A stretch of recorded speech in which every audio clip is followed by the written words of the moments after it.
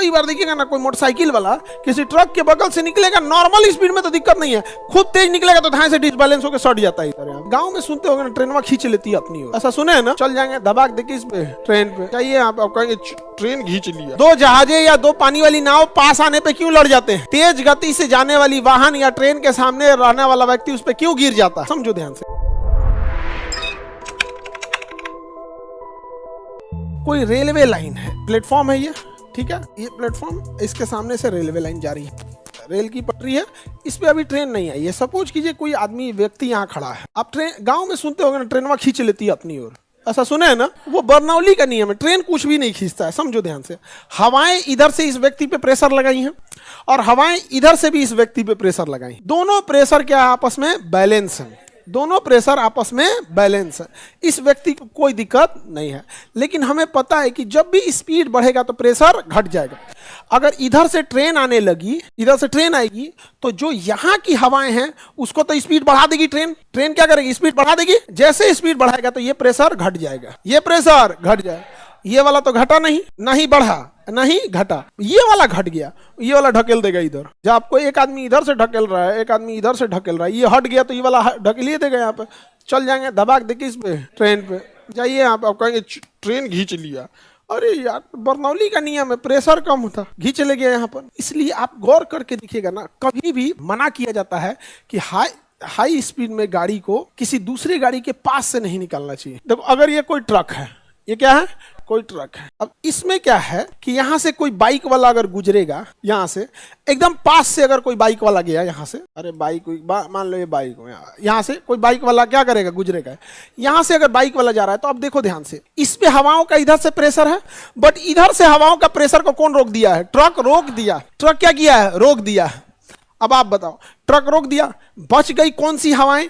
तो जो बाइक और ट्रक के बीच में थोड़ी सी हवाएं फंस गई हैं। अब जब थोड़ी सी हवाएं जो फंस गई हैं, उसमें घर्षण की वजह से उनकी गति बढ़ जाएगी, टकराव होगा, इनकी गति बढ़ जाएगी, इनका प्रेशर कम, ये ढकेल देगा। इसलिए कई बार देखिएगा ना, कोई मोटरसाइकिल वाला किसी ट्रक के बगल से निकलेगा, नॉर्मल स्पीड में तो दिक्कत नहीं है, खुद तेज निकलेगा तो धाए से डिसबैलेंस होकर सट जाता है इधर। यहाँ उसको बर्नौली का नियम पढ़ा नहीं, छिटा गया, समझ में आ गया कि नहीं? अधिक ही करके एक्सीडेंट होता है तो दुख नहीं होता है, जो ससुरा तो नहीं, यहाँ पे बिना मतलब नौटंकी कर रहे हैं आप। कभी कभी जो होता है ना कि गलती नहीं होती है इंसान की, वहां जब एक्सीडेंट हो जाता है तो बड़ा दुख होता है। लेकिन है सब तो नौटंकी है, इस सब मामले में लड़की ठीक है, सब स्कूटी चलाएगी सब ना, देखिएगी से भीड़ भाड़ उतर के खड़ा हो जाएगी, जब देखिए चल गया कोई, हाँ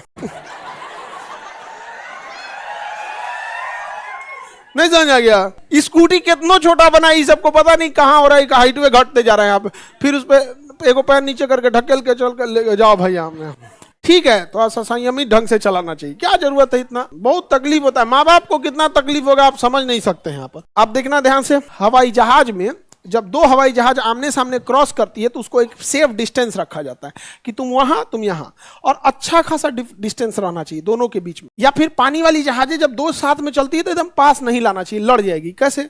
सपोज कीजिए कि कोई पानी वाली जहाज, क्या है, पानी वाली जहाज, स्टीमर है कोई, और एक इधर भी स्टीमर है। जब ये आगे बढ़ेगी तो आप ध्यान से समझिए कि पानी को ये पीछे करेगी, तो इधर पानी का प्रेशर है, इधर भी पानी का पीछे जाएगा तो प्रेशर है, ठीक है। इधर भी पानी, ये अपना पानी इधर फेंकेगा, अपना पानी इधर फेंकेगा। अब जरा गौर से देखिएगा, ये यहाँ की हवाएं और पानी इस पे प्रेशर लगा रहा है, इधर का भी इसमें प्रेशर लगा रहा है।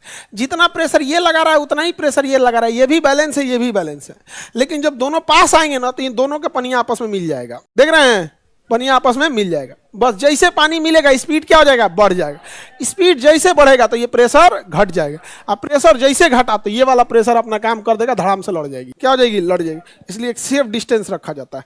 और उसके बाद जब सामान इधर से उधर ट्रांसफर किया जाता है ना, चलते हुए पानी वाली जहाज पे, या फिर आप बंकर फ्यूल लीजिए या कुछ भी कीजिए, वहां पे सामान लिया जाता है तो, या फ्यूल लिया जाता है तो दोनों दूर रहती हैं वहां पे। और उसके बाद एक गन होता है जिसमें रस्सी होती है, वो आसे से मारा जाता है, वो इस जहाज से इस जहाज पे चली जाती है। फिर उस रस्सी को यहाँ, रस्सी के रास्ते एक मोटा पाइप लाया जाता है, उसको इस पर फिट किया जाता है, और उसके बाद फिर उसके माध्यम से ट्रांसफर होते रहता है। ये ना कि एक के पास लेते जा सटा दे, बर्नौली का नियम धाए दे चिपक जाएगा, जा समझ में आ गया कि नहीं गया। हाँ, अगर रुका हुआ है तब तो कोई दिक्कत नहीं, अगर जहाज रुकी हुई है, पानी वाली जहाज, या स्पीड बहुत कम है तो टेंशन ही नहीं है यहाँ पर। नहीं समझ में आ गया? तो क्योंकि बर्नौली के नियम के लिए स्पीड भी एक होना मायने रखता है। बर्नौली का नियम समझ में आ गया कि नहीं आ गया? तो जब भी आपका स्पीड बढ़ेगा, हाँ, प्रेशर घट जाएगा। अब जैसे मान के चलो कोई घर है, इसके ऊपर छप्पर है। छप्पर मतलब मतलब टीना का छप्पर है, टीना का छप्पर है। यहाँ छोटुआ है, छोटिया है, समझ में आया? अब देखो यहाँ पर हवाओं का प्रेशर इस छप्पर पे भी है और नीचे की हवाओं का प्रेशर भी इस छप्पर को है। ऊपर की हवा ये कोशिश करेगी धंसा दे और नीचे की हवा ये कोशिश करेगी छप्पर उठा दे। तो नॉर्मल रहेगा, छप्पर में कोई दिक्कत नहीं है। लेकिन सपोज करो कि आंधी आ जाए, तो आंधी तो ऊपर की ओर आएगा। आंधी कहाँ आएगा? जब आंधी ऊपर की ओर आएगा तो आंधी अंदर तो आता नहीं है, आंधी ऊपर आएगा। तो बताइए, जब आंधी ऊपर की ओर आएगा तो ऊपर की हवाओं की गति बढ़ गई, हवाओं की गति बढ़ गई, तो ऊपर का प्रेशर कम, ऊपर का प्रेशर कम, तो ये क्या हो गया? छप्पर उठेगा। और जहां हल्का सा उठेगा, आंधी अपने साथ इस छप्पर को क्या करेगा? उड़ा ले जाएगा। यहाँ पे अब छोटुआ पकड़ा गया। बर्नौली का रूल समझ में आ गया कि नहीं आ गया? यहाँ पे आगे बढ़ते हैं हम लोग। यहाँ पे तो बर्नौली का रूल में क्या कहता है कि जब भी स्पीड बढ़ेगा प्रेशर घट जाए। स्पीड बढ़ते प्रेशर क्या हो जाएगा? घट जाता है। समझ में आ गया? किसी को दिक्कत? छप्पर क्यों उड़ जाते हैं? ऊपर का स्पीड बढ़ जाता है। दो जहाजें या दो पानी वाली नाव पास आने पे क्यों लड़ जाते हैं? बीच का स्पीड बढ़ने से प्रेशर घट जाता है। तेज गति से जाने वाली वाहन या ट्रेन के सामने रहने वाला व्यक्ति उस पर क्यों गिर जाता है? सामने की ट्रेन हवाओं का स्पीड बढ़ा दी, उसका प्रेशर घट गया, पीछे का प्रेशर ढकेल दिया, यहाँ पे चल गए यहाँ पे। समझ में आ गया कि नहीं आ गया? तो जब भी आप किसी चीज का स्पीड बढ़ा दीजिएगा तो प्रेशर